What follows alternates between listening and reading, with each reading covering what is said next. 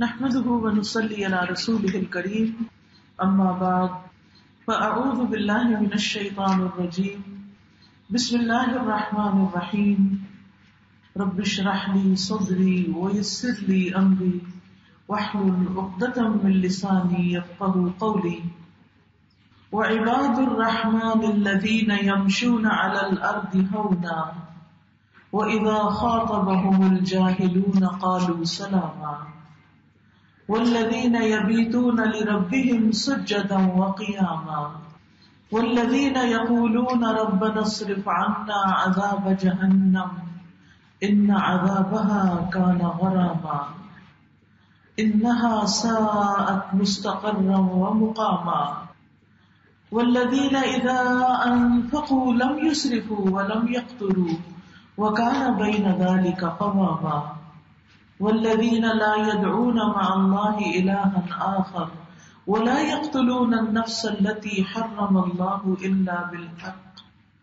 إلا بالحق ولا يزنون ومن يفعل ذلك يلقى أثاما يضاعف له العذاب يوم القيامة ويخلد فيه مهانا إلا من تاب وآمن وعمل عملا صالحا فأولئك يبدل الله سيئاتهم حسنات وكان الله غفورا رحيما ومن تاب وعمل صالحا فإنه يتوب إلى الله متابا والذين لا يشهدون الزور وإذا مروا باللغو مروا كراما والذين إذا ذكروا بآيات ربهم لم يخروا عليها صما وعميانا والذين يقولون ربنا هب لنا من أزواجنا وذرياتنا قرة أعين واجعلنا للمتقين إماما أولئك يجزون الغرفة بما صبروا ويلقون فيها تحية وسلاما خالدين فيها حسنت مستقرا ومقاما قل ما يعبأ بكم ربي لولا دعاؤكم فقد كذبتم فسوف يكون لزاما. شروع کرتی ہوں اللہ کے نام سے جو بے انتہا مہربان نہایت رحم فرمانے والا ہے. اور رحمان کے بندے تو وہ ہیں جو زمین پر نرمی سے چلتے ہیں. اور جب جاہل لوگ ان سے بات کرتے ہیں تو وہ کہتے ہیں سلام ہے. اور وہ جو اپنے رب کے لیے سجدہ کرتے ہوئے اور قیام کرتے ہوئے رات گزارتے ہیں. اور وہ جو کہتے ہیں اے ہمارے رب ہم سے جہنم کا عذاب پھیر دے، بے شک اس کا عذاب ہمیشہ چمٹ جانے والا ہے، بے شک وہ بری ٹھہرنے کی جگہ اور اقامت کی جگہ ہے. اور وہ کہ جب خرچ کرتے ہیں تو نہ فضول خرچی کرتے ہیں اور نہ خرچ میں تنگی کرتے ہیں، اور ان کا خرچ اس کے درمیان اعتدال کی راہ پر ہوتا ہے. اور وہ جو اللہ کے ساتھ کسی دوسرے کو معبود نہیں پکارتے اور نہ اس جان کو قتل کرتے ہیں جسے اللہ نے حرام کیا مگر حق کے ساتھ. اور وہ جو زنا نہیں کرتے اور جو یہ کرے گا اس کو سخت گناہ ملے گا. اس کے لیے قیامت کے دن دگنا عذاب کیا جائے گا اور وہ ہمیشہ اس میں ذلیل کیا ہوا رہے گا. مگر جس نے توبہ کی اور ایمان لے آیا اور عمل کیا نیک عمل تو یہ لوگ ہیں جن کی برائیاں اللہ نیکیوں میں بدل دے گا. اور اللہ ہمیشہ بے حد بخشنے والا نہایت رحم کرنے والا ہے. اور جو توبہ کرے اور نیک عمل کرے تو یقیناً وہ اللہ کی طرف رجوع کرتا ہے، سچا رجوع کرنا. اور وہ جو جھوٹ میں شریک نہیں ہوتے اور جب بےہودہ کام کے پاس سے گزرتے ہیں تو باعزت گزر جاتے ہیں. اور وہ کہ جب انہیں ان کے رب کی آیات کے ساتھ نصیحت کی جائے تو ان پر اندھے اور بہرے ہو کر گر نہیں جاتے. اور وہ جو کہتے ہیں اے ہمارے رب ہماری ازواج اور اولاد سے آنکھوں کی ٹھنڈک عطا فرما اور ہمیں متقی لوگوں کا امام بنا. ان لوگوں کو جزا میں بالا خانہ دیا جائے گا اس لیے کہ انہوں نے صبر کیا، اور اس میں ان کا استقبال زندگی کی دعا اور سلام کے ساتھ کیا جائے گا. ہمیشہ اس میں رہنے والے ہیں، وہ ٹھہرنے اور رہنے کی اچھی جگہ ہے. کہہ دیجئے میرا رب تمہاری پرواہ نہیں کرتا اگر تمہارا پکارنا نہ ہو. بے شک تم نے جھٹلا دیا تو عنقریب انجام چمٹ جانے والا ہوگا. اللہ ہم سب کو برے انجام سے محفوظ رکھے. عزیز بہنوں، اس وقت میں نے آپ کے سامنے سورۃ الفرقان کی آخری آیات پڑھی ہیں 63 سے 77 تک، اور ان کا ترجمہ بھی آپ نے سنا، اور آپ نے ترجمے سے ہی جان لیا ہوگا کہ اس میں عباد الرحمان کی صفات کا ذکر کیا جا رہا ہے.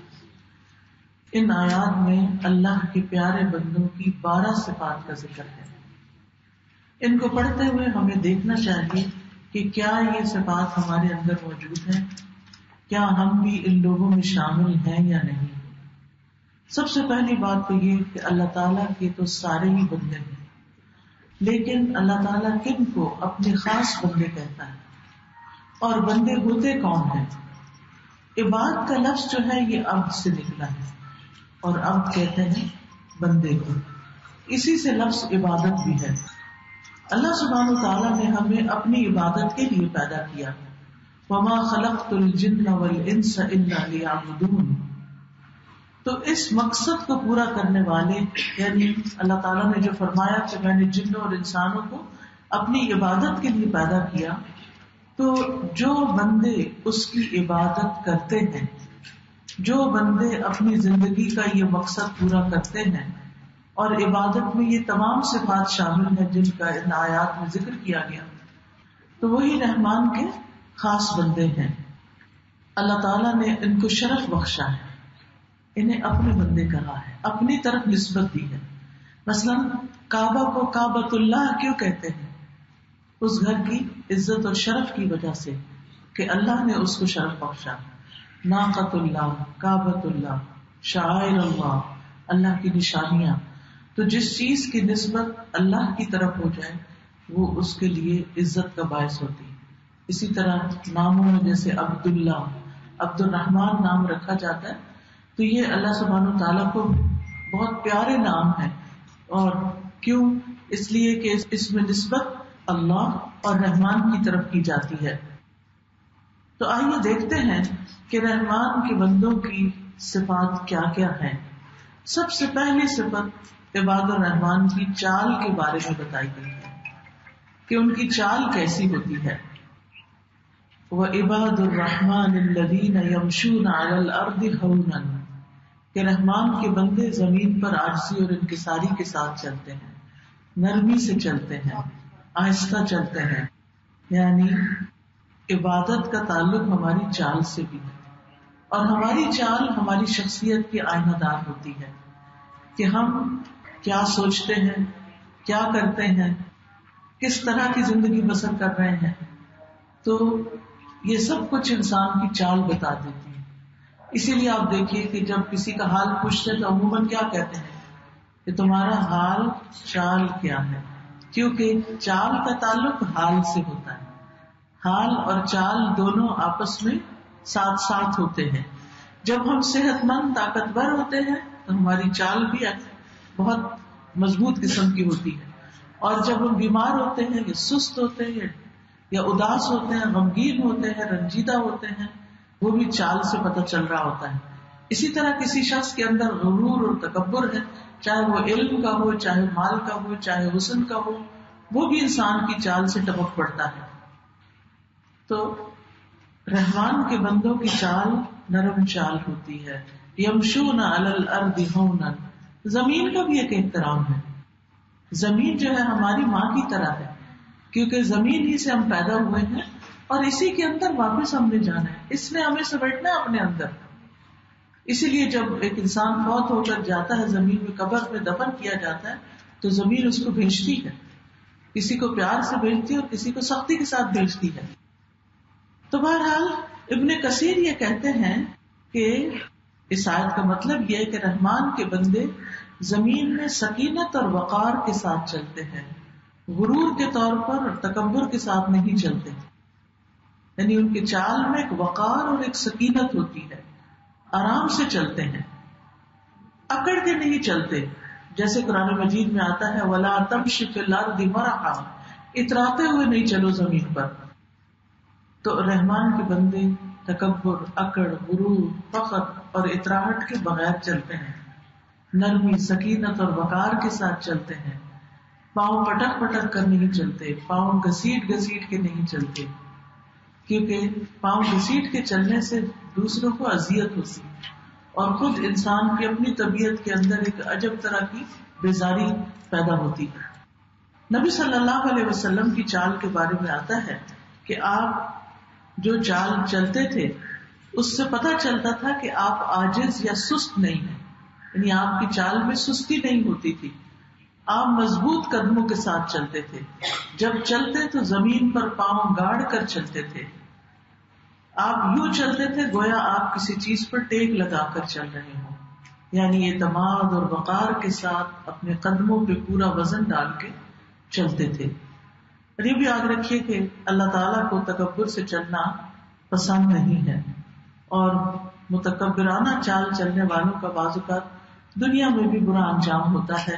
جیسا کہ ایک حدیث میں آتا ہے، رسول اللہ صلی اللہ علیہ وسلم نے فرمایا اس دوران کہ ایک آدمی خوبصورت جوڑے میں خود پسندی اختیار کرتے ہوئے اپنے سر کے بال کنگھی سے بنائے ہوئے تکبرانہ چال سے چل رہا تھا کہ یکایک اللہ نے اس کو زمین میں دھنسا دیا، بس وہ قیامت تک زمین میں دھنستا اور چلتا رہے گا. اشارہ تو قارون کی طرف ہے کہ جس کو اپنے مال کا، اپنی دولت کا بہت تکبر تھا اور زمین میں اکڑ کر چل رہا تھا.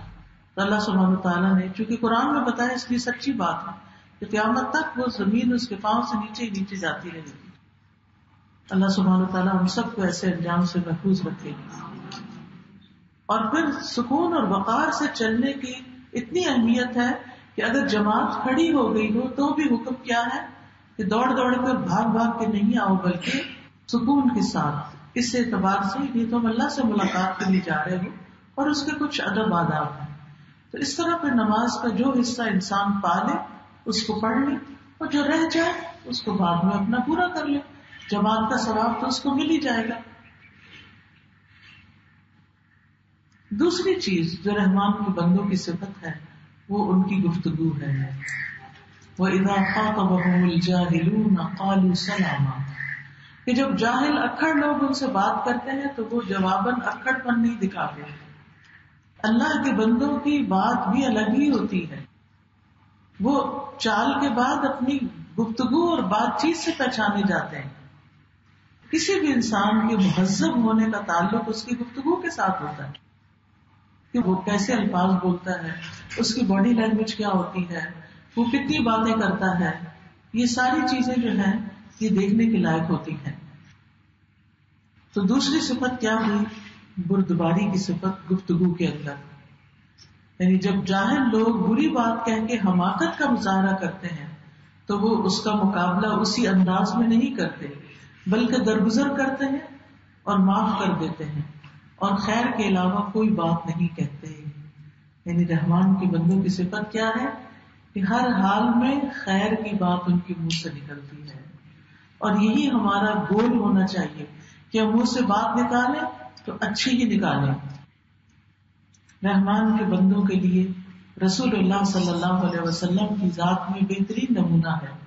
آپ صلی اللہ علیہ وسلم کی بردباری جہالت پر غالب تھی، اور آپ صلی اللہ علیہ وسلم نے ہمیشہ لوگوں کے ساتھ اچھے طریقے سے بات کی، چاہے آپ کے ساتھ لوگ کتنا بھی روڈ پیش آئے. اللہ سبحانہ وتعالیٰ نے تو موسیٰ علیہ السلام کو فرعون سرکش کے پاس بھیجتے ہوئے فرمایا تھا فَقُولَا لَهُ قَوْلًا لَيِّنًا، کہ تم اس سے نرمی سے بات کرنا کہ شاید وہ نصیحت قبول کر لے یا اللہ سے ڈر جائے.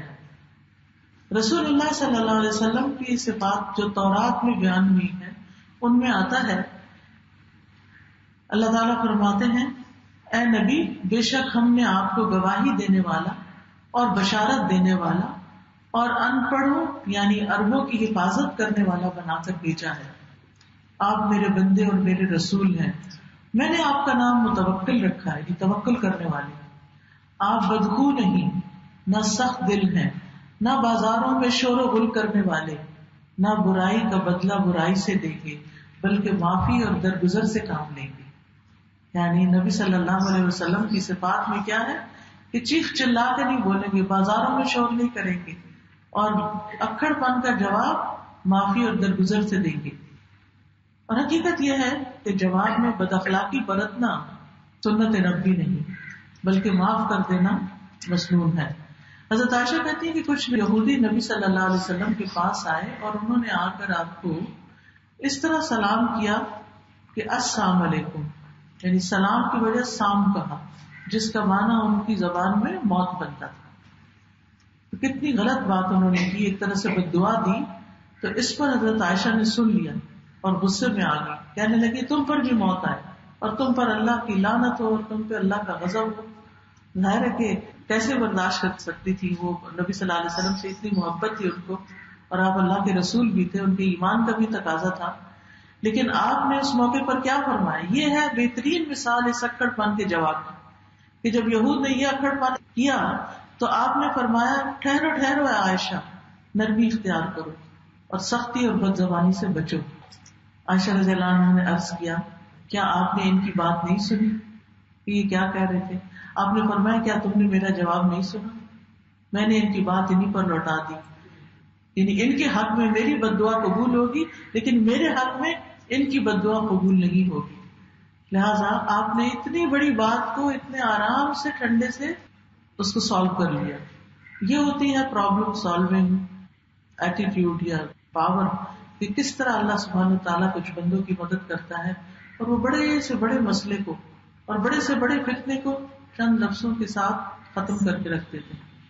اور یہ صفت نبی صلی اللہ علیہ وسلم میں بہت زیادہ تھی، اسی وجہ سے آپ اخلاق کی بلندیوں پر فائز تھے.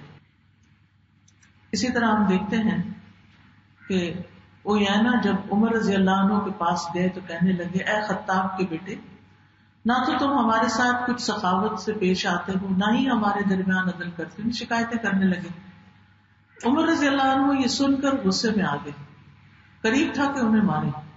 تو پاس ہی حر تھے، انہوں نے کہا امیر المومنین، بے شک اللہ نے اپنے نبی سے فرمایا خذ العفو وامر بالعرف واعرض عن الجاہلین، درگزر اختیار کرو، نیکی کا حکم دو اور جاہلوں سے کنارہ کشی کرو، اور بے شک یہ بھی جاہلوں میں سے ہے. اللہ کی قسم جب حر نے اس آیت کی تلاوت کی تو عمر بالکل ٹھنڈے پڑ گئے. آپ اللہ کی کتاب کے سامنے بہت زیادہ رک جانے والے تھے، یعنی اپنے غصے کو کنٹرول کر لینے والے تھے. اور پھر اسی طرح بدسلوکی کا جواب مسکرا کے دینا. ایک دفعہ نبی صلی اللہ علیہ وسلم کہیں جا رہے تھے، حضرت انس بھی ساتھ تھے. آپ صلی اللہ علیہ وسلم کے جسم پر نجران کی بنی ہوئی موٹے حاشیے کی ایک چادر تھی. تو اتنے میں ایک دیہاتی آ گیا اور اس نے چادر کو پکڑ کے اتنی زور سے کھینچا کہ آپ کے مونڈے پر چادر کا نشان پڑ گیا، یعنی چریٹ سی آ جاتی ہے نا. تو اس نے کہا اے محمد، آپ کے پاس جو کچھ اللہ کا مال ہے اس میں سے مجھے بھی دلوائیے، اس کا دینے کا حکم دیجیے. تو آپ صلی اللہ علیہ وسلم اس کی طرف متوجہ ہوئے اور آپ نے اسے دینے کا حکم دیا اور مسکرا بھی دیے. سبحان اللہ، اتنی بدتمیزی اور اکھڑ پن کے جواب میں آپ مسکرائے بھی اور کہا اس کو مال بھی دے دو. آپ سوچیے اگر اس جگہ پر ہم ہوں اور ہمارے ساتھ کوئی سرونٹ ہی ایسی بدتمیزی کر جائے تو ہم شاید اس کی تنخواہ بھی روک لیں اور اس کو وہیں سے باہر نکال دیں. تو یہ اخلاق نبوی کیا ہے، نبی صلی اللہ علیہ وسلم کی سنت کیا ہے، اور ہمیں اس معاملے میں کیا طرز عمل اختیار کرنے کی ضرورت ہے، ہم سب کے سوچنے کی بات ہے. تو عباد الرحمان کی پہلی صفت کیا ہوئی؟ نرم چال. دوسری صفت گفتگو میں بردباری. اذا خاطبهم الجاہلون قالوا سلام، یعنی سلامتی والی بات کرتے ہیں، معاملے کو آگے نہیں بڑھاتے اور اس کے ساتھ بد اخلاقی سے پیش نہیں آتے.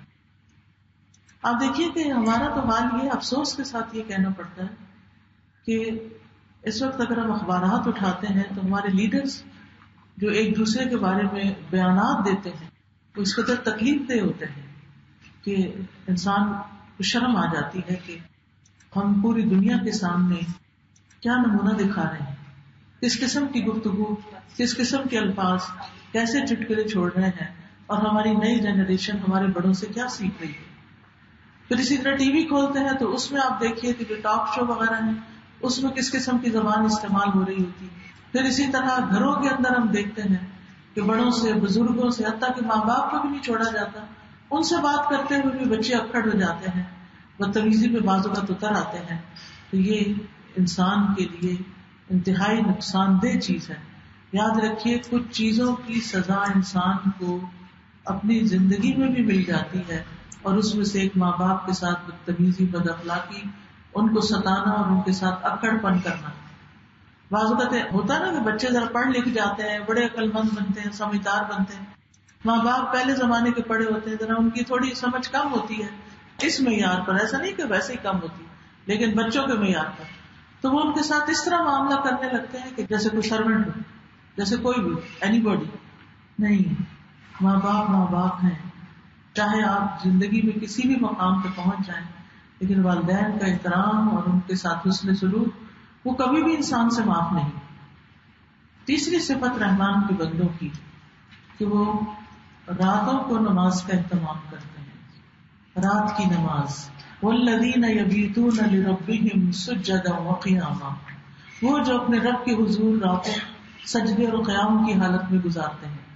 اس میں آپ دیکھیے رات کی نمازوں میں مغرب کی نماز بھی آتی ہے، عشاء کی نماز بھی آتی ہے، تہجد بھی آتے ہیں، اور فجر کی نماز بھی آتی ہے کیونکہ وہ اندھیرے میں پڑھی جاتی ہے. اور دن کی نمازوں میں ظہر اور عصر اور اشراق وغیرہ کی نمازیں شامل ہیں، 4 سے 7. تو یہاں پر رات کی نمازوں کا ذکر ہے کہ رحمان کے پیارے بندوں کی راتیں بھی اللہ کے ذکر میں گزرتی ہیں. والذین یبیتون لربہم سجدا وقیاما.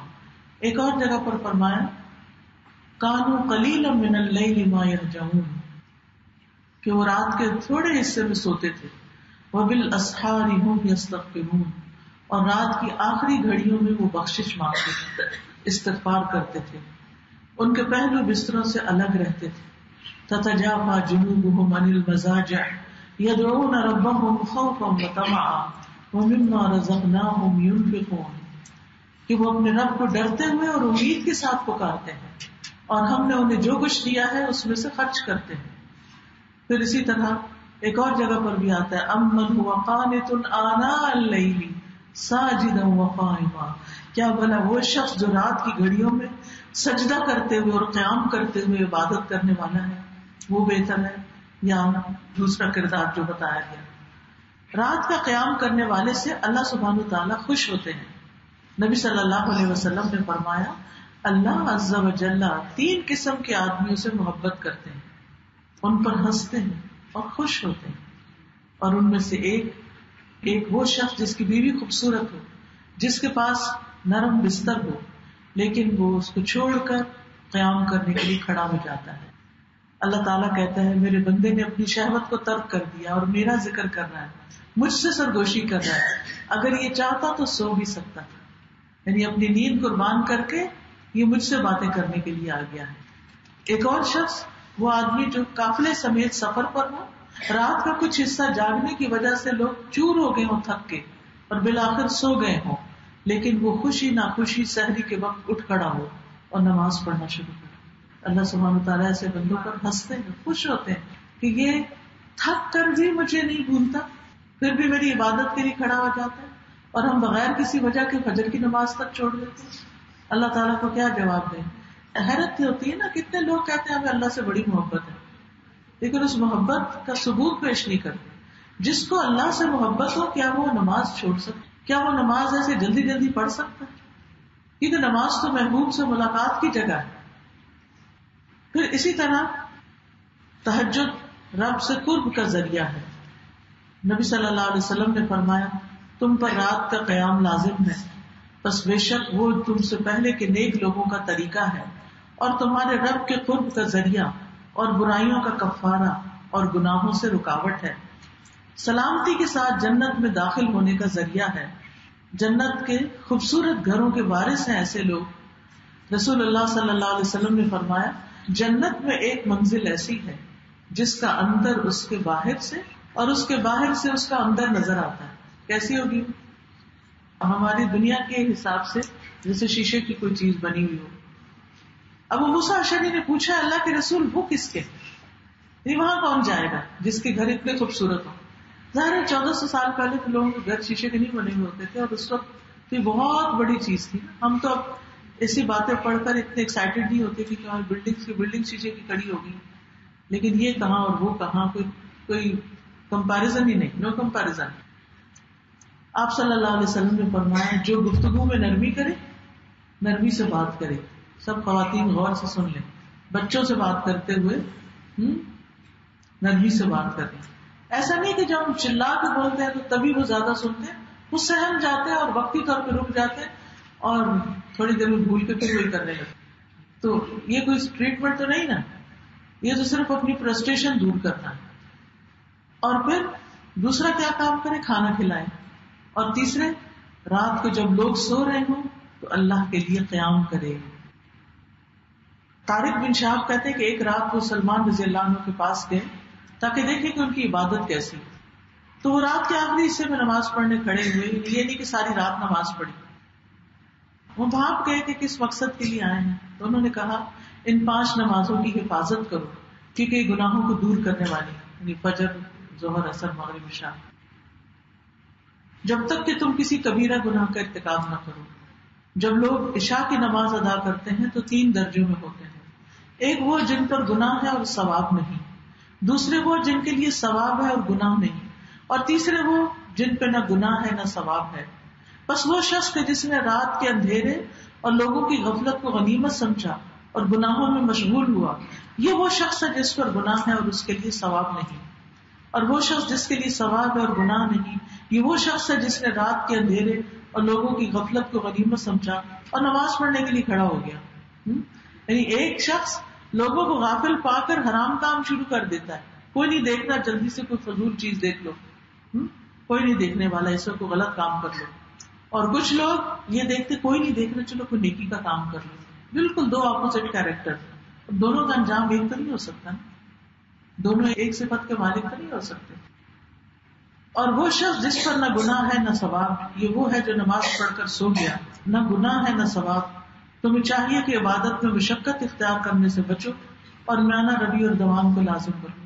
یعنی اگر کوئی شخص رات کو سو جاتا ہے، مطلب اس کا کیا ہے، رات کو کوئی سو جاتا ہے لیکن عشاء کی نماز پڑھ کے سوتا ہے تو اس پر کوئی گناہ نہیں، صاف ہو کے سوتا ہے.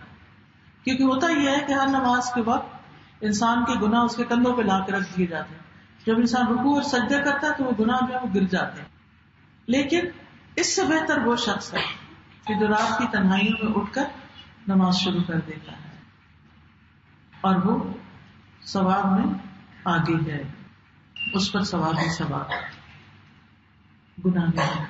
چوتھی چیز، رحمان کے بندے جہنم کے عذاب سے بہت ڈرتے ہیں، آگ کے عذاب سے ڈرنے والے ہیں، اس سے غافل نہیں ہوتے. والذین یقولون ربنا اصرف عنا عذاب جہنم ان عذابها کان غراما انها ساءت مستقرا ومقاما. اور وہ جو کہتے ہیں اے ہمارے رب ہم سے جہنم کا عذاب پھیر دے، بے شک اس کا عذاب ہمیشہ چمٹ جانے والا ہے، بے شک وہ بری رہنے کی جگہ اور اقامت کی جگہ ہے. تو اس سے یہ پتہ چلتا ہے کہ وہ اللہ کی اطاعت اور عبادت کرنے کے باوجود اللہ سے بہت ڈرتے ہیں. اور یہ مومن بندوں کی صفت ہوتی ہے کہ وہ اپنی نیکیوں پر نہیں جاتے کہ ہم تو بہت نیک ہو گئے اور ہم نے تو اتنے اچھے اچھے کام کر لیے. ان کو ہمیشہ اپنے گناہ زیادہ یاد رہتے ہیں. اور حقیقت ہے کہ جس انسان کو جہنم کی حقیقت سمجھ آ جائے اس کی زندگی پھر اس سے پہلے کی طرح ہو نہیں سکتی، وہ بدل جاتی. جہنم جو ہے اس کی سختی اتنی شدید ہے کہ جسے سن کر انسان لازماً اپنی آخرت کی فکر کرنے لگتا ہے. رسول اللہ صلی اللہ علیہ وسلم نے فرمایا میں وہ کچھ دیکھتا ہوں جو تم نہیں دیکھ سکتے، میں وہ کچھ سنتا ہوں جو تم نہیں سنتے. آسمان چرچرانے لگے اور ان کا حق بھی ہے کہ وہ چرچرائیں، کیونکہ آسمان میں 4 انگلیوں کے برابر بھی ایسی جگہ نہیں جس پر کوئی فرشتہ سجدہ نہ کر رہا ہو. اگر وہ باتیں تمہیں معلوم ہوتی جو میں جانتا ہوں تو تم بہت کم ہنستے، بہت زیادہ روتے، اور تم بستروں پر عورتوں سے لطف اندوز نہ ہو سکتے اور پہاڑوں کی طرف نکل جاتے تاکہ تم اللہ کی پناہ میں آ جاؤ. تو یاد رکھیے آخرت کا معاملہ اتنا آسان نہیں. اس لیے وہ سب کچھ کرتے ہوئے، نرم گفتگو کرتے ہوئے، نرم چال چلتے ہوئے، کھانا کھلاتے ہوئے، نیکیاں کرتے ہوئے، راتوں کو تہجد پڑھتے ہوئے، روزے رکھتے ہوئے، سب کچھ کرتے ہوئے بھی آخرت سے ڈرتے رہتے ہیں، آخرت کے عذاب سے ڈرتے ہیں، اور وہ کہتے ہیں کہ یا رب ہمیں اس عذاب سے بچا لینا، ربنا اصرف عنا عذاب جہنم ان عذابها کان غراما انها ساءت مستقرا ومقاما۔ حقیقت یہ ہے کہ جہنم ایک بہت بڑی بلا ہے، کلا انها لظى نزاعة للشوى تدعو من ادبر وتولى، کہ جہنم جو ہے جلا دینے والی، جلسا دینے والی، اور چہرے کی اسکن کو چاٹ جانے والی، کھا جانے والی، نزاعة للشوى، اور جو منہ پھیر کے جا رہا ہے دنیا میں حق سے، اس کو خود بلا کے پکڑ لے گی، وہ بھاگ نہیں سکتا کہیں۔ ابو ہریرہ کہتے ہیں کہ رسول اللہ صلی اللہ علیہ وسلم نے فرمایا جب اللہ جنت اور جہنم کو پیدا کر چکا تو جبریل کو جنت کی طرف بھیجا اور کہا جنت اور اس میں جنتیوں کے لیے جو کچھ ہم نے تیار کیا اسے جا کے دیکھو۔ آپ آئے اور انہوں نے جنت کو دیکھا اور جو کچھ اللہ نے جنتیوں کے لیے تیار کیا وہ سب کچھ دیکھا۔ آپ نے فرمایا پھر وہ واپس گئے اللہ تعالیٰ کے پاس اور عرض کیا تیری عزت کی قسم جو بھی اس کے بارے میں سن لے گا وہ اس میں ضرور داخل ہوگا، یعنی اس کو اتنا شوق لگ جائے گا کہ یہاں تک پہنچنا ہی پہنچنا ہے۔ پھر اللہ نے حکم دیا تو وہ جنت ناپسندیدہ چیزوں سے، تکلیف دینے والی چیزوں سے گھیر دی گئی، اور اللہ نے کہا اس کی طرف دوبارہ جاؤ اور اس میں جنتیوں کے لیے جو کچھ ہم نے تیار کیا اسے دیکھو۔ آپ نے فرمایا کہ جبریل جنت کی طرف دوبارہ گئے تو وہ ناپسندیدہ اور تکلیف دہ چیزوں کے ساتھ گھری ہوئی تھی، چنانچہ وہ اللہ تعالیٰ کے پاس لوٹ کر آئے، عرض کی تیری عزت کی قسم مجھے اندیشہ ہے اس میں کوئی بھی داخل نہیں، رستہ بڑا مشکل ہے۔ آج آپ دیکھیے کہ ہم کوئی نیکی کا کام کرنے لگتے ہیں نا، اور ذرا سا ہمیں ہوتا ہے یہ احساس کہ لوگ باتیں بنائیں گے، لوگ کیا کہیں گے، ہم فوراً اس کام سے رک جاتے ہیں۔ اب دیکھیں ہم حجاب کیوں نہیں کرتے، کس کے ڈر سے؟ دل کیوں نہیں مانتے؟ لوگوں کے ڈر سے، لوگ کیا کہیں گے۔ ہم بہت سے ایسے غلط کام جن کو ہم جانتے ہیں کہ یہ غلط ہے ہم کیوں نہیں چھوڑتے؟ اس لیے کہ لوگ کیا کہیں گے۔ لوگ جو کہتے ہیں وہ باتیں ہمیں تکلیف دیتی ہیں نا، ہمارا سینہ گھٹتا ہے ان سے، تو ہم اس میں نہیں پڑھنا چاہتے، ہم کہتے ہیں ہم نہیں سن سکتے، ہم وہی کریں گے جسے لوگ ریکمینڈ کریں گے، جو لوگ پسند کریں گے، تاکہ ہم فٹ رہیں لوگوں میں۔ لیکن دنیا میں فٹ ہو کر آخرت میں اگر انفٹ ہو گئے تو کیا بنے گا؟ اس لیے لوگوں کے ڈر سے اللہ کے احکامات کو پس پشت نہ ڈالیں۔ اسی طرح وضو کرنے میں تکلیف ہے، نماز پڑھنے میں تکلیف ہے، اٹھک بیٹھک، کھڑے ہو بیٹھو، لمبی قرات کرنے میں تکلیف ہے، صدقہ نکالنے میں تکلیف ہے، کسی کی مدد خدمت کرنا، کسی کی عیادت کرنا، اس میں تکلیف ہے۔ یہ نفس پہ بھاری چیزیں ہیں، تو ان چیزوں کو جب تک برداشت نہیں کریں گے اور تکلیف اٹھا کر، جیسے صحابہ کرام انصار کی صفت قرآن میں بتائی گئی، وَيُؤْثِرُونَ عَلَىٰ أَنفُسِهِمْ وَلَوْ كَانَ بِهِمْ خَصَاصَةٌ، کہ وہ اپنے اوپر دوسروں کو ترجیح دیتے ہیں، خواہ خود فاقے سے ہی کیوں نہ ہو، بھوک ہی کیوں نہ لگی ہو ان کو۔ تو اس میں کتنی تکلیف ہے کہ آپ خود بھوکے ہیں لیکن اس وقت آپ کو دوسروں کو کھلانا پڑ رہا ہے۔ تو کون یہ تکلیف برداشت کرے گا؟ جو جنت میں جانا چاہتا ہے۔ جو جنت میں جانا چاہتا ہے وہ اللہ کے راستے کی ہر تکلیف برداشت کرنا چاہتا ہے کہ یہ راستہ جنت کو جاتا ہے، میں اس کو چھوڑ نہیں سکتا، میں اس سے ہٹ نہیں سکتا۔ یہیں سے پھر استقامت آتی ہے۔ صحابہ کے اندر نیکیوں کے لیے اتنی استقامت کہاں سے آئی تھی؟ اسی ایمان کی وجہ سے آئی تھی۔ اسی طرح پھر جبریل کو اللہ تعالیٰ نے جہنم کی طرف بھیجا اور انہوں نے دیکھا جا کے کہ بہت تکلیف دہ جگہ ہے، کہ اس کا ایک حصہ دوسرے پہ چڑھ رہا ہے، ایک حصہ دوسرے کو کھا رہا ہے، آگ آگ کو کھا رہی ہے۔ تو واپس گئے اور کہنے لگے کہ تیری عزت کی قسم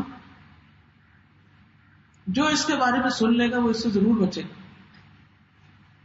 پھر اللہ تعالیٰ نے جہنم کو آرام دہ اور نفس کی پسندیدہ چیزوں سے گھیر دیا، شہوت سے گھیر دیا۔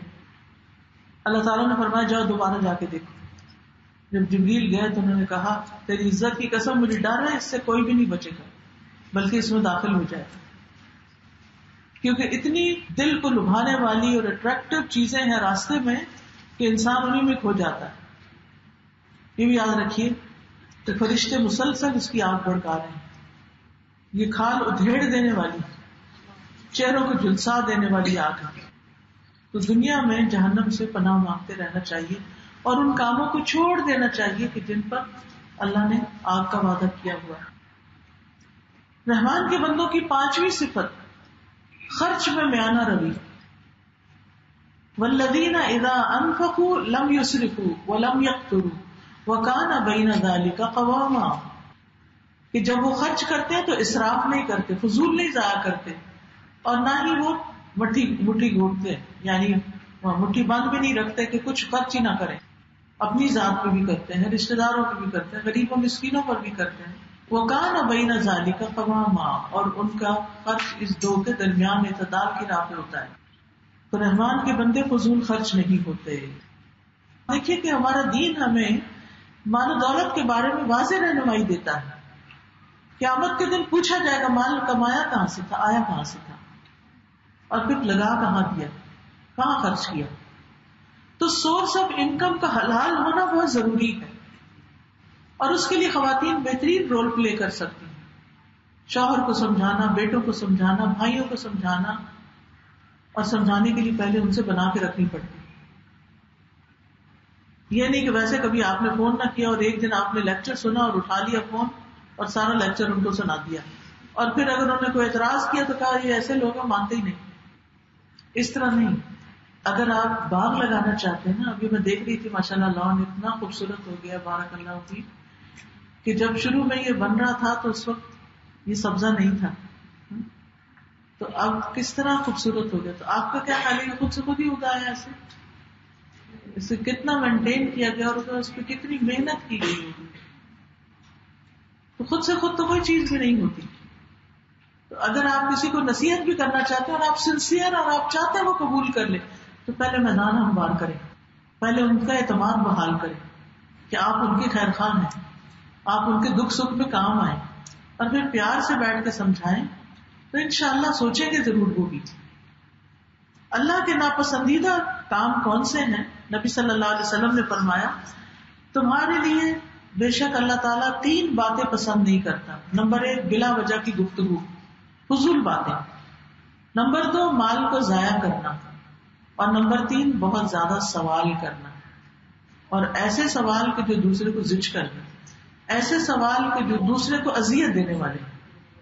یعنی مثلاً کسی کی تنخواہ کا پوچھنا, کسی کی سورس آف انکم پوچھنا, چھوٹی چھوٹی باتیں, یہ کہاں سے لیا, وہ کہاں سے لیا, وہ دوسرے شخص, بہت سی باتیں بعض اوقات بندے کو یاد بھی نہیں ہوتی. مجھے یاد ہے کہ ایک دن ہم کہیں کھانے پر بیٹھے ہوئے تھے, تو ایک خاتون تھی, بزرگ خاتون تھی, بیسیکلی انہوں نے ہمیں انوائٹ کیا تھا کافی سارے لوگوں. اب کھانے کے ٹیبل پر ایک ذرا مختلف طرح کی ڈش تھی, تو ظاہر ہے کہ جو چیز کھانے میں بھی اچھی ہو اور مزے کی بھی ہو تو سب کا دل چاہتا ہے کہ وہ جانے کی یہ ہے کیا اور کیسے پکائی گئی. اب چونکہ ہوسٹ ایک بزرگ خاتون تھی تو اب یہ کامن سینس کی بات ہے کہ وہ خود تو کوکنگ کر کے نہیں لائی ہوں. اب کسی ایک نے ان سے ریسیپی پوچھنا شروع کر دی کہ کیسے بناتے ہیں. ان کا مجھے نہیں پتا. بزرگ خاتون کی تھکی ہوئی تھی, ان کا مجھے نہیں معلوم. پھر تھوڑی دیر کے بعد انہوں نے پھر کوئی اسی طرح کے سوال کر دیا. وہ کہنے لگی میں نہیں جانتی, بس یہ چیز کھاتے ہیں پوچھتے نہیں ہیں. ہم نے تنگ آ کر کہہ دیا کہ پوچھتے نہیں ہیں. کیوں؟ اس لیے کہ چاہے ساری زندگی میں انہوں نے پکائی ہو, اب عمر کا یہ حصہ ہے, اس وقت بیٹھ کے انسان دوسرے کو ایکسپلین کرنا شروع کرے اور بتانا شروع کرے تو یہ دوسرے کو تنگ کرنے والی بات ہے. بعض اوقات کو ایک بات کسی سے ایک دفعہ پوچھتے ہیں, وہ ٹال جاتا ہے, پھر ہم دوبارہ پوچھتے ہیں نہیں تم بتاؤ, میں ضرور بتاؤں. تو اس طرح کی چیزوں سے بھی بچنا چاہیے. لایانی گفتگو اور کثرت سوال, چاہے دین کے معاملے میں کثرت سوال ہو, چاہے دنیا کے معاملے میں. ٹھیک ہے سوال کرنا چاہیے, سوال علم کا دروازہ ہے. دروازہ کھلتا ہے تو انسان اندر جا سکتا ہے, سوال اٹھتا ہے تو ذہن کام کرتا ہے, اور سوال کا جواب ملتا ہے تو انسان کو تسلی ہوتی ہے. لیکن ٹو مچ کوسچننگ یہ پسندیدہ نہیں ہے. تو ہم بات کر رہے تھے رحمان کے بندوں کی کہ ان کے خرچ میں میانہ روی ہوتی ہے, فضول خرچی سے بچنے والے ہوتے ہیں. بدترین امتیوں کی نشانی کیا ہے؟ نبی صلی اللہ علیہ وسلم نے فرمایا کہ ان قریب میری امت میں ایسے لوگ ہوں گے جو طرح طرح کے کھانے، رنگ برنگے مشروب طلب کریں گے، یعنی ان کے ڈرنکس میں کلر ہوگا، ڈفرنٹ ڈفرنٹ کلر، اور وہ پیئیں گے، طرح طرح کے کپڑے پہنیں گے، اور گفتگو میں بے احتیاطی کریں گے، بات کرتے ہوئے دھیان نہیں کریں گے کہ کس سے کر رہے ہیں، کوئی تمیز نہیں، طرح طرح کی سواریوں پر ہوں گے، وہ میری امت کے بدترین لوگ ہوں گے۔ اس کا یہ مطلب نہیں کہ انسان اچھا کھانا نہ کھائے کچھ، لیکن یہ کہ ہر وقت ایسی چیزوں کی ڈیمانڈ اور ہر وقت اسی قسم کے کھانے پینے اور ان چیزوں کی باتیں اور اسی میں زندگی کا گزار دینا اور بڑے مقصد کو ہی بھول جانا، اللہ کی پسند اور ناپسند کا لحاظ نہ رکھنا، یہ پھر ناپسندیدگی کی علامت ہے۔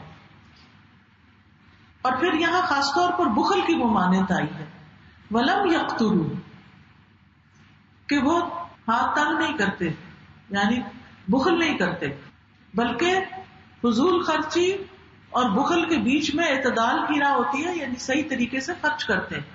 ابن عمر سے مرفوعاً مروی ہے کہ اللہ اپنے بندوں کو نفع پہنچانے کے لیے کچھ لوگوں کو خاص نعمتیں عطا کر دیتا ہے، یعنی ان کو دوسروں کے مقابلے میں زیادہ دے دیتا ہے تاکہ ان کے ذریعے اور بندوں کو فائدہ پہنچے۔ اگر وہ خرچ کرتے رہتے ہیں تو وہ ان کے انعام باقی رہتے ہیں، اور اگر وہ دینے سے رک جائیں تو اللہ تعالیٰ وہ نعمتیں ان سے لے کے کسی اور کو دے دیتا ہے۔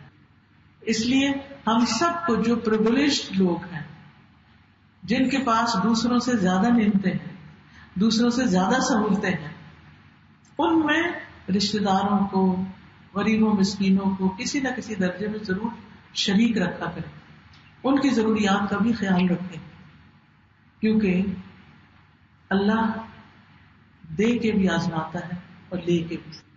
ان کی آزمائش کیا ہے کہ ان کے پاس ہے نہیں، اور جن کے پاس ہے ان کی آزمائش کیا کہ ان کے پاس ہے اور وہ ان کو دینے کے روادار نہیں۔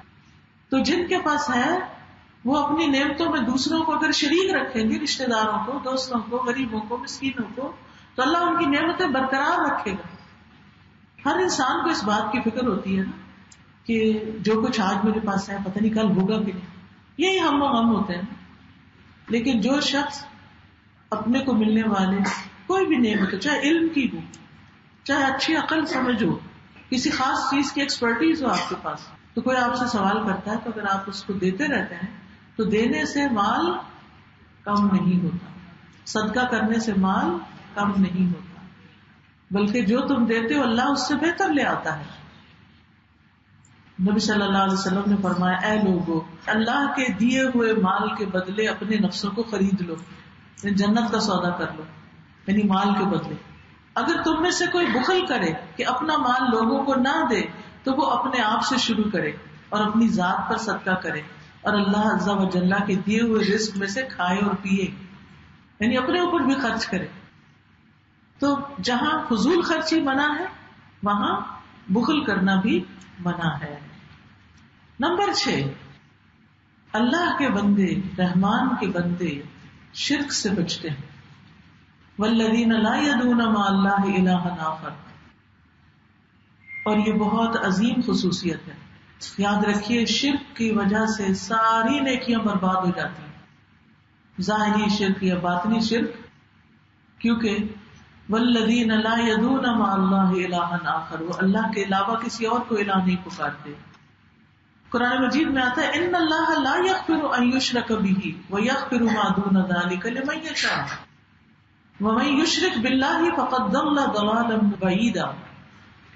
بے شک اللہ اس بات کو نہیں بخشے گا کہ اس کا شریک کسی کو بنایا جائے، اور بخش دے گا جو اس کے علاوہ ہے جسے چاہے گا، اور جو اللہ کے ساتھ شریک بنائے تو یقیناً وہ بھٹک گیا بہت دور بھٹکنا، یعنی وہ سیدھے راستے سے ہٹ گیا۔ حدیث میں آتا ہے کہ ہر گناہ کے بارے میں امید ہے کہ اللہ اسے معاف کر دے گا سوائے اس شخص کے جو مشرک ہو کر مرا یا جس نے کسی مومن کو جان بوجھ کے قتل کیا، اس کی پھر سزا لازم ہے۔ یاد رکھیے شرک سے انتہا درجے کی توبہ کرنی چاہیے۔ شرک کیا ہے؟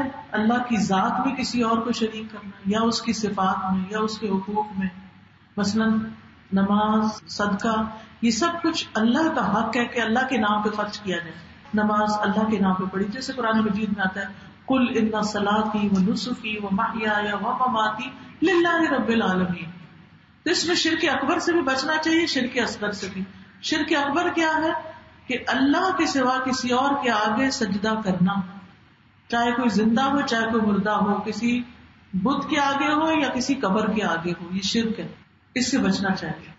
اللہ کے علاوہ کسی اور سے دعا کرنا کہ آپ ہماری مشکل آسان کر دیں، جیسے لوگ کہتے ہیں علی مشکل کشا، تو یہ نہیں کہنا چاہیے کیونکہ مشکل صرف اللہ ہی حل کر سکتا ہے. پھر اسی طرح شرک اصغر کیا ہے؟ شرک اصغر یہ ہے کہ دکھاوے کے کام کرنا. دکھاوے کے کام جیسے نماز آپ پڑھ رہے ہیں اپنے الگ، اتنے میں آپ کو خیال ہے کہ کوئی اندر آئے اور زیادہ اچھی پڑھنے لگے، یہ شرک اصغر ہے. اس سے بھی بچنا چاہیے. اس کی سزا اتنی تو نہیں جتنی شرک اکبر کی ہے، لیکن یہ بھی شرک ہی کی ایک قسم ہے. پھر اسی طرح شرک نہ کرنے والے کے لیے خوشخبری ہے اور اللہ کی بخشش کا وعدہ ہے. نبی صلی اللہ علیہ وسلم فرماتے ہیں کہ اللہ تبارک و تعالیٰ فرماتے ہیں، اے ابن آدم، جب تک تو مجھے پکارے گا اور مجھ سے پر امید رہے گا میں تجھے بخشتا رہوں گا، اور تیرے جتنے بھی گناہ ہوں گے میں اس کی پرواہ نہیں کروں گا. اے ابن آدم، اگر تیرے گناہ آسمان کی بلندیوں تک پہنچ جائیں تو پھر مجھ سے بخشش طلب کرے تو میں تجھے بخش دوں گا. اللہ کی بخشش اتنی وسیع ہے اور مجھے کوئی پرواہ نہیں ہوگی. اے ابن آدم، اگر تو زمین برابر گناہ لے کے میرے پاس آئے اور اس حال میں مجھے ملے کہ میرے ساتھ شرک نہ کیا ہو تو میں تجھے ان گناہوں کے بقدر بخش دوں. اللہ بخشنے والا ہے. کسی کے بارے میں بھی نا امید نہ ہو. بعض اوقات ایسا ہوتا ہے نا کہ انسان اپنے کسی رشتے دار کسی بہن بھائی کو دیکھتا ہے دن رات گناہوں میں پڑا ہوا ہے، دل بہت تکلیف میں آتا ہے. کوئی نماز نہیں پڑھ رہا، کوئی جھوٹ بولتا ہے، کوئی بے ایمانی کرتا ہے، تو بہت زیادہ دل دکھتا ہے کہ پتہ نہیں ان کا کیا بنے گا، ایسا نہ ہو کہ اللہ کے یہاں پکڑے جائیں. ماؤں کا دل دکھتا ہے بچوں کی نافرمانیوں پہ، بچوں کے گناہوں پہ. ہسبینڈ اگر کاروبار غلط کرتے ہیں تو اس پہ. عورتوں کے لیے خاص طور پہ کتنی بڑی بڑی پریشانیاں ہوتی. لیکن یہ کہ پھر بھی پر امید رہیں، بس شرک سے بچائیں، شرک نہ کریں اور اس کے لیے خاص دعائیں بھی کریں. اور اللہ تعالیٰ سے ان کے لیے بھی، اپنے لیے بھی اور اپنے پیاروں کے لیے بھی استغفار کرتے رہیں، معافی مانگتے رہیں. 7ویں صفت عباد الرحمان کی یہ ہے کہ وہ خون نہیں بہاتے کسی کا ناحق، یعنی قتل نہیں کرتے، کیونکہ یہ کبیرہ گناہ ہے. ایک مسلمان کی دوسرے مسلمان پر ہر چیز حرام ہے، اس کا خون، اس کا مال، اس کی عزت و آبرو. اور قتل کی سزا کیا ہے؟ جو کوئی کسی مومن کو جان بوجھ کر قتل کرے اس کی جزا جہنم ہے، اس میں ہمیشہ رہنے والا ہے، اور اللہ اس پر غصے ہو گیا اور اس نے اس پر لعنت کی اور اس کے لیے بہت بڑا عذاب تیار کیا. ناحق خون جنت کے دروازے پر رکاوٹ بن جائے گا. یاد رکھیے کہ ہم بعض اوقات کسی اور انسان کو تو قتل نہیں کرتے، لیکن کچھ عورتیں اپنے ہی پیٹ کے بچے کو قتل کروا دیتی ہیں، ابارٹ کروا کے، گرا کے. یہ بھی قتل ہے. اس پر بھی توبہ کرنی چاہیے، یہ بہت بڑا جرم ہے. 8ویں چیز، رحمان کے بندے زنا نہیں کرتے، زنا کے قریب بھی نہیں پھٹکتے، اپنی شرمگاہوں کی حفاظت کرتے ہیں اور وہ سمجھتے ہیں کہ زنا بہت بڑی فحاشی اور قباحت کی بات ہے. اپنی شرمگاہوں کی حفاظت کرنے والوں کے لیے اللہ نے بہت بڑا اجر لکھا ہے. والحافظین فروجهم والحافظات والذاکرین اللہ کثیرا والذاکرات اعد اللہ لهم مغفرۃ واجرا عظیما. ان کے لیے اللہ نے مغفرت اور بہت عظیم اجر لکھا ہے. قرآن مجید میں آتا ہے ولا تقربوا الزنا انہ کان فاحشۃ وساء سبیلا. زنا کے قریب بھی نہ پھٹکو، کرنا تو دور کی بات، جسے کہتے ہیں اس کے قریب سے بھی نہ گزرو. ایسی جگہوں سے بچیں، ایسے لوگوں سے بچیں، ایسے کاموں سے بچیں کہ جو انسان کو اس مصیبت میں مبتلا کرنے والے ہوں. اسی طرح چھوٹا زنا جو ہے، جیسے آنکھوں سے فضول ننگی تصویریں دیکھنا، پورنوگرافی. پھر اسی طرح کانوں سے فحش باتیں سننا، کسی نامحرم سے جا کے اکیلے تنہائی میں بیٹھ کے باتیں کرنا، یا فون پہ باتیں کرنا، یا ننگی تصویریں شیئر کرنا، یہ ساری چیزیں اس میں آتی ہیں. یہ جو زنا کی طرف لے جانے والے راستے ہیں ان میں چیزیں آ جاتی ہیں. اسی طرح عورت کا خوشبو لگا کر بازار سے گزرنا، جو پھیلنے والی خوشبو جو غیر مردوں تک پہنچ رہی ہو. نبی صلی اللہ علیہ وسلم نے فرمایا ہر آنکھ زنا کرتی ہے، اور وہ عورت جو خوشبو لگا کر کسی مجلس کے پاس سے گزرے وہ ایسی اور ایسی ہے، یعنی زانیہ. بہت سخت بات ہے. تو اس لیے جب بازار جانا ہو یا مردوں کی مجلس میں کہیں جانا ہو تو پھیلنے والی خوشبو سے پرہیز کریں. جب آپ گھر کے اندر ہیں تو اور بات ہے. تو زنا کی سزا اور توبہ کی جزا ہے الا من تاب، جو شرک، قتل اور زنا سے توبہ کر لے، وہ آمن، ایمان لے آئے، کیونکہ جب انسان زنا کرتا تو ایمان سینے سے نکل جاتا ہے. وہ عمل عملا صالحا، اور نیک عمل کرے. فاولئک یبدل اللہ سیئاتہم حسنات، تو ایسے لوگوں کی برائیاں اللہ نیکیوں میں بدل دے گا. وہ پچھلے سارے جرم معاف ہو جائیں گے، وہ نیکیاں بن جائیں گی. سچی توبہ، پلٹ آئے انسان ایسی ساری برائیوں کو چھوڑ دے. وَمَن تَابَ وَعَمِلَ صَالِحًا فَإِنَّهُ يَتُوبُ إِلَى اللَّهِ مَتَابًا، اور جو توبہ کرے اور نیک عمل کرے تو یقیناً وہ اللہ کی طرف رجوع کرتا ہے، سچا رجوع کرنا. زنا جو ہے اس سے ایسی بیماریاں پھیلتی ہیں جو پہلے لوگوں میں نہیں ہوتی. نبی صلی اللہ علیہ وسلم نے اس کی دنیا اور آخرت میں سزائیں بتائی ہیں. آخرت میں ایک بدترین سزا جو زنا کی بتائی گئی، رسول اللہ صلی اللہ علیہ وسلم فرماتے ہیں کہ میرے پاس 2 آدمی آئے رات کو نیند میں، انہوں نے میرا بازو پکڑا اور ایک سخت مشکل پہاڑ کی طرف لے گئے. وہاں کچھ لوگ تھے جو بری طرح پھولے ہوئے تھے، ان سے بیت الخلاء کی طرح کی بدبو آ رہی تھی. میں نے پوچھا یہ کون لوگ ہیں؟ فرمایا زانی مرد اور زانی عورت، زنا کرنے والی. پھر اسی طرح آپ نے رات خواب دیکھا اور اس میں ایک تنور جیسے گڑھے کی طرف آپ کو لے جایا گیا. اس کا اوپر کا حصہ تنگ تھا، نیچے کا کھلا تھا، اور نیچے آگ بھڑک رہی تھی. جب آگ کے شعلے بھڑک کے اوپر اٹھتے تو جو جلنے والے تھے وہ بھی اوپر آ جاتے اور ایسے معلوم ہوتا جیسے باہر نکل جائیں گے. لیکن جب شعلے نیچے جاتے تو وہ بھی پھر نیچے چلے جاتے. اس تندور میں ننگے مرد اور عورتیں تھیں. میں نے پوچھا یہ کیا ہے؟ تو فرشتے نے کہا کہ جنہیں تم نے تندور میں دیکھا وہ زنا کار تھے، یہ زنا کی برائی کی سزا تھی. لیکن توبہ کا دروازہ ہر وقت کھلا ہے. توبہ کا دروازہ ہر وقت کھلا ہے، انسان اپنی ہر برائی سے توبہ کر لے. 9ویں صفت عباد الرحمان کی کہ وہ جھوٹ پہ گواہ نہیں بنتے. والذین لا یشہدون الزور، جھوٹی بات پہ حاضر نہیں ہوتے. شرک، جھوٹ اور لغو و لہو سے بچنے والے ہوتے ہیں. جھوٹا شخص جو ہے وہ اللہ کا سخت ناپسندیدہ، منافقت کی علامت ہے. خصوصاً اگر روزے کی حالت میں جھوٹ بولتا ہے تو اللہ تعالیٰ کو اس کے روزے کی ضرورت نہیں، بھوکا پیاسا رہنے کی ضرورت نہیں. اسی طرح اس کا معنی جھوٹی گواہی دینا بھی ہے کہ اللہ کے بندے جھوٹی گواہیاں نہیں دیتے. 10ویں صفت لغو سے اعراض کرتے ہیں، بےہودہ باتوں سے بچتے ہیں، فضول چیزوں سے. وَإِذَا مَرُّوا بِاللَّغْوِ مَرُّوا كِرَامًا، بے مقصد کاموں سے بچتے ہیں. اب اس میں بے مقصد کون سی چیز ہے؟ جیسے بیٹھے ٹی وی لگا لیا، کبھی ایک چینل، کبھی دوسرا، کبھی تیسرا، کبھی یہ دیکھا، کبھی وہ دیکھا. کیا مقصد ہے؟ کیا دیکھ رہے ہیں؟ صرف وقت پاس کر رہے ہیں کہ تھوڑا سا وقت فارغ ہے چلو ریلیکس کرتے ہیں. کہیں کوئی گندا سا سین آ جاتا ہے، کہیں کوئی فحش چیز آ جاتی ہے، کہیں کچھ لاؤڈ میوزک بج رہا ہوتا ہے. اگر خبریں ہی پڑھنی سننی ہے تو آپ اپنے اخبار سے پڑھ سکتے ہیں. وہی باتیں ہوتی ہیں پلٹ پلٹ کے لکھی ہوتی. یہی دیکھ دیکھ کے پریشان ہوتے رہتے ہیں. دنیا کے حالات بڑے خراب ہیں، پھر ہم کر کیا سکتے ہیں سوائے دعا کی. تو مرو باللہ، لغو سے مراد ایسا کلام جس میں کوئی خیر نہ ہو، فضول باتیں، نہ دینی فائدہ نہ دنیاوی فائدہ، جیسے احمق بے وقوف لوگوں کی باتیں ہوتی ہیں. اور مرو کرام ہے یعنی بہت کمپوزڈ اور بہت معزز ہو کے اس کے پاس سے گزرتے ہیں، وہاں ہوچے پن کا مظاہرہ نہیں کرتے. نبی صلی اللہ علیہ وسلم اللہ کا ذکر زیادہ کرتے، لا یعنی گفتگو نہیں کرتے تھے. نماز لمبی پڑھتے، خطبہ مختصر دیتے. حدیث میں آتا ہے انسان کے اسلام کی خوبی یہ ہے کہ بے فائدہ چیزوں کو چھوڑ دے. 11ویں صفت کہ نصیحت قبول کرنے والے ہوتے ہیں. والذین اذا ذکروا بآیات ربہم لم یخروا علیہا صما وعمیانا، کہ جب انہیں اللہ کی آیات کے ساتھ نصیحت کی جاتی ہے تو وہ اس کا سامنا ایسے نہیں کرتے کہ اس سے اعراض کرتے کہ سنی انسنی کر دیں. یا اپنے دل اور نگاہ کو پھیر لیں. ہاں سن لیا لیکچر، ساری اچھی باتیں ہیں، پر کریں گے وہی جو ہمارا دل ہے.